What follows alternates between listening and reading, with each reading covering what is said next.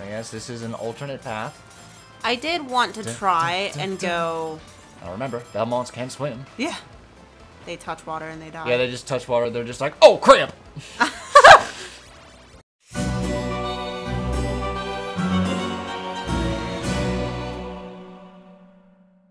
Welcome, everyone. Welcome to Castlevania, the adventure Rebirth.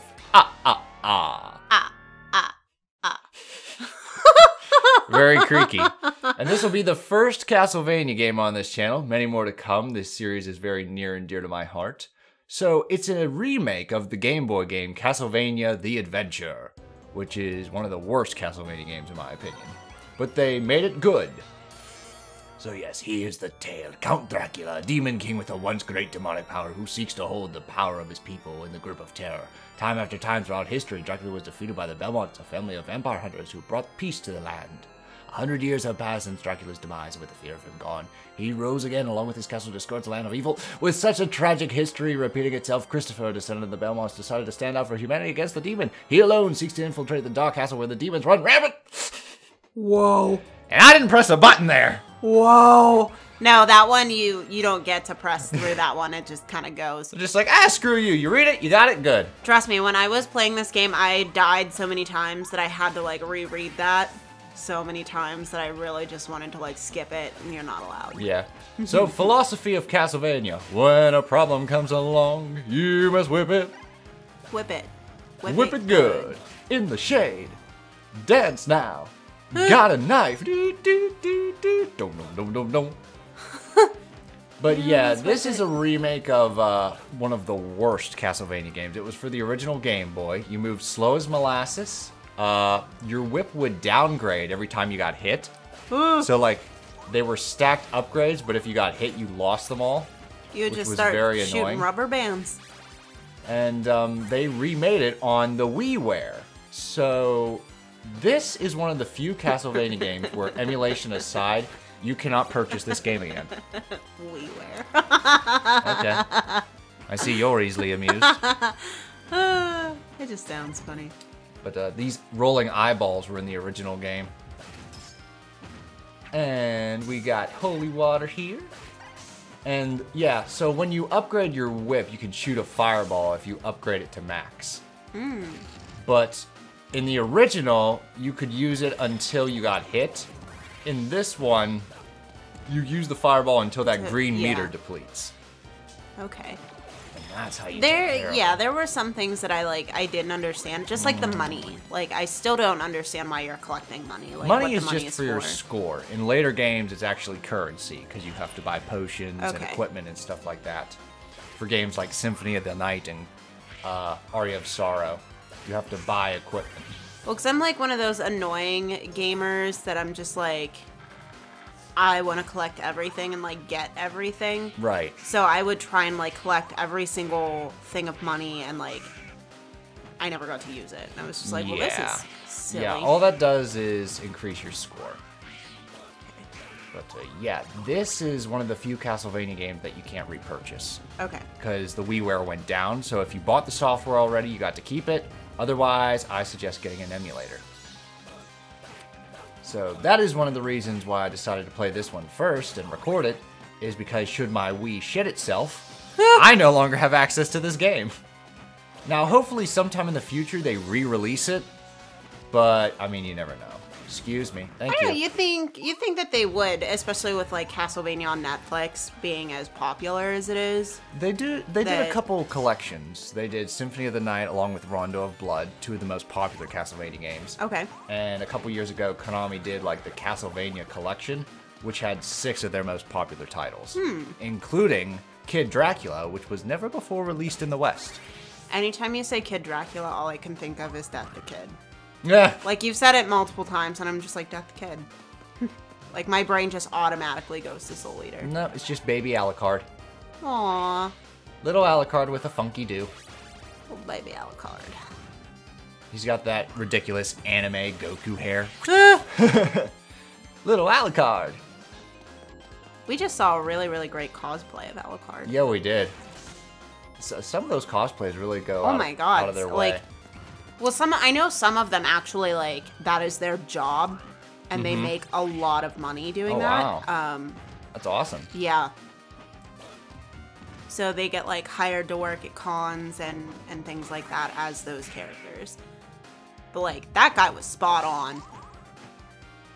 Yeah, that was incredible. Like, And for a second, we're playing this at the right time because Castlevania Season 4 is right around the corner. Yeah. It's coming out May 13th. Now, I'm not gonna lie, I saw the anime first. Yes, like, you did. The show. I know it's not like a Japanese anime, but it's very, like, anime style. Yeah, and it's based off Castlevania 3, Dracula's Curse, which is one of the harder Castlevania games. But, like, so I saw that first, and then I played, this was my first Castlevania game that I played. Mm-hmm. And what are your thoughts? What do you think of the series? I really like it so far. I loved the anime. Like, I loved the show. Okay. Which was interesting because you and Phil had some things to say about the show, good and bad. Yes. So I think that it's interesting the differences there, but as for playing this game so far, whenever I first started it, I was really frustrated. Yeah. I don't think I understood exactly, like, how to play it. Yeah, they're very difficult games. So but then we discovered that this specific game has an easy mode. Yes. And once we switched it to easy mode, I feel as though I did much better. Yeah, because you didn't have to deal with things like knockback. Yeah. That was the only difference. That and the final boss. Yeah. Was different. Speaking of boss, here comes our first boss, the Giant Eyeball. You can just have him bounce around and use the crosses. And that'll take care of these guys easily. Da-da-da-dum. So yeah, one of the big changes between the Adventure Rebirth and the Adventure is like the main theme of the first game, which is like actually one of my favorite Castlevania themes. It's omitted from this game. They actually remade the song, but they never used it in the final product, which I found was weird. Because like that's the theme of the game. But no, they decided, nah, we're not going to use it. We'll remix other classic songs. I mean, the soundtrack's still good, but I would have liked if they used the main theme somewhere. Yeah. I think it would have been a bit more appropriate. So there we go, one level down. We're on to level 2 now. See, I think that's what I really like about them turning the game into a show. Is like, for some of the more challenging games that I don't know that I want to play yet. Right. I can still kind of get a little taste of the story. Yeah. Well, I mean, Castlevania games really aren't that heavy on story. Right. I'd say there's a handful of Castlevania games that have like a deep narrative. Most of them are just kind of like Dracula is resurrected every 100 years due to the hatred in the hearts of men. And someone of the Belmont family must rise to stop them. That's basically how Castlevania goes. And then you go through standard number of levels, reach Dracula's keep, face Dracula, rinse and repeat, yo. Yeah. Konami been doing this since the NES era. And Symphony of the Night really branched out to, like, you can actually explore the castle. They're not levels. Okay. You explore the castle, you have to go forward and back. This Castlevania game, again, wasn't in the original, but in the remake. God, I hate those little guys. The flea men. They're a lot more tame here compared to, like, the original Castlevania. They're, like, my original moment in the Castlevania series of, like, pulling my hair out. They're just annoying. They are designed to be annoying. Enemies in this series have very ridiculous patterns. Where they're, like, spontaneous, they're a little random, and you're just like, oh god. But there is a specific pattern, but you can get overwhelmed very easily. There's a very iconic area in the first Castlevania where there's like Medusa heads and armors, and it's one hallway, but it is the highlight of the difficulty of that game. Those Medusa heads. Yeah, we'll get to the Medusa heads in a little bit. Yeah. But they are iconic game rage characters, creatures. I think between them and like the skeletons that don't die. The red skeletons? Yeah. Really? Oh man, I was just so annoyed by them. Okay. That's interesting. keep in mind that that was like the first experience I had of like you kill it, but it comes back. I see. So I had never. This Castlevania actually has some alternate routes depending on the keys you get. You can take shortcuts in each of the levels, and that's mostly just for like variety, the spice of life. Go through different things. You can skip some mini bosses if they're giving you too much trouble. Like I'm gonna skip the mini boss in this level. It's like a giant slime. It's actually one of the easier mini bosses. But if you use the key and go this way, you completely bypass the mini boss. Yeah, I don't recognize this way at all. I don't think I ever saw this way. Ah, okay. I guess this is an alternate path. I did want to try and go. Now remember, Belmonts can swim. Yeah. They touch water and they die. Yeah, they just touch water. They're just like, oh, cramp! But yeah, I think I went mostly all of the long ways just because I really wanted to see, like, the long part of the game. Yeah. The levels in their entirety. Yeah, but some of these shortcuts look like they're actually harder than the long way. They are harder, but they're shorter. Like, they're shorter paths, so you can get to, like, the end of the level quicker. Yeah. But, like, they are a bit trickier, yeah. But again, a lot of nice options, which gives you, like, the best of both worlds between the Castlevanias that you can explore thoroughly and the first couple Castlevanias that are, like, fairly linear. See, I don't even think I mind, like, the linearness. Okay. And is that it? I thought I had, like, more to that thought. Okay. Maybe we'll circle back. I don't know. I just wasn't sure if you were going to elaborate or not. Well, like, even right now I'm playing the last story. Yeah. And it's like... It's fairly linear. See, I don't get that at all. Oh, okay. Like, even the part where I got so frustrated, like, I actually had to hand you the controller, which I know you're not a super big fan of. Like, you'd rather me experience it fully for myself. Yes. But I was getting so frustrated because I didn't know where to go. And, like, we were, like, running through this village, and there was no, like, sign that I could pick up on of how to get back to where we needed to go. Right, because you had guards that wanted to snatch you. Yeah, and I couldn't control the other character, but if they caught her, it also hurt me. Yes. So, and it's like she was much slower than I was, and they kept catching her, and I just kept dying because I didn't know where I was supposed to go. So I think that can sometimes be more frustrating, whereas this one, I think there was only once or twice where I was like, where am I supposed to go? Okay, so the big difference between linearity and, like, free roam is, like, the freedom of the player. You can go wherever you want when there's freedom. With linearity, the game specifically wants you to go in one direction. Yeah, but I think even, like, the design aspect of, like, I could go anywhere in that city. I was supposed to go. If you stick close to him. Yeah.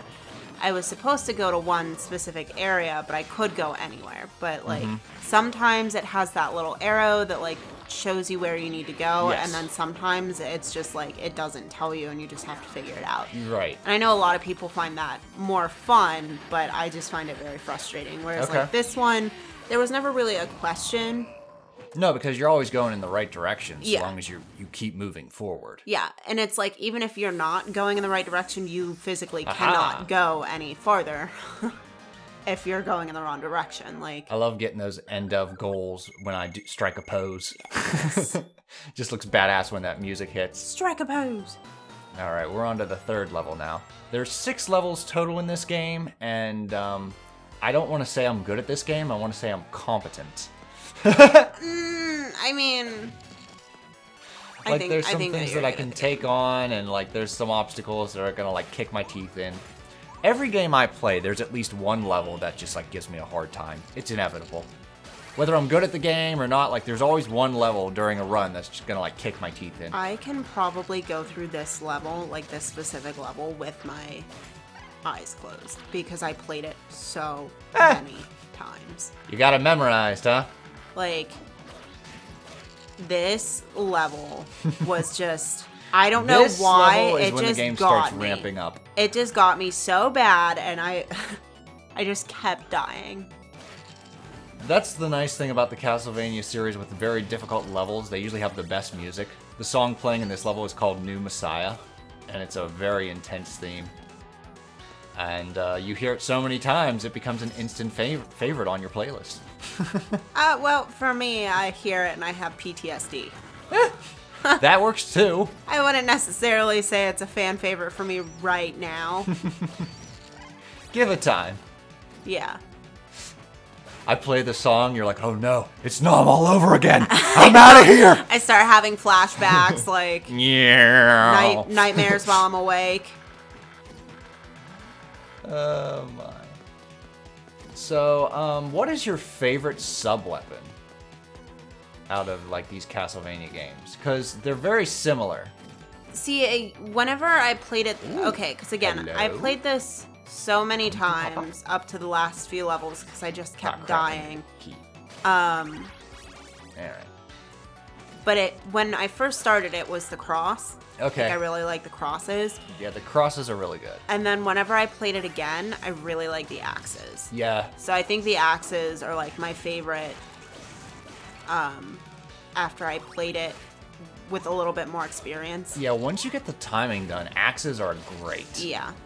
Like, I like the crosses because you get like numerous hits and stuff. But like, the axes just get those beautiful angles. Yeah. The game is designed to place enemies there for the axe. Right. So, like, those guys, axes are perfect for them because you hit all three of them with one axe. Yep. So 3 axes and they're all dead. That's right. Hang on. Oh, holy water. Well, holy water's not bad. It's not as awesome as the original Castlevania where you get holy water and you basically won the game as long as you keep the holy water. Yeah. Like, one of the most frustrating things, I don't know if it's evident in this one as much as it's in the older Castlevania games, but if you have, like, the holy water or the axe and you accidentally grab the knife, you're like, shit! Yeah. Ah! Well, it's kind of like that in the one level here. I don't know if you know what level I'm talking about, but it's like you want to get a certain weapon, and there's like all of them, so you have to avoid those weapons, and then you accidentally get the knife, and you're like, fuck me, I'm dead. Like, might as well just restart. Oh, yeah, I get you. Oh, okay, we're dead. All right, we're going to continue this in the next part for more Castlevania. Toodles.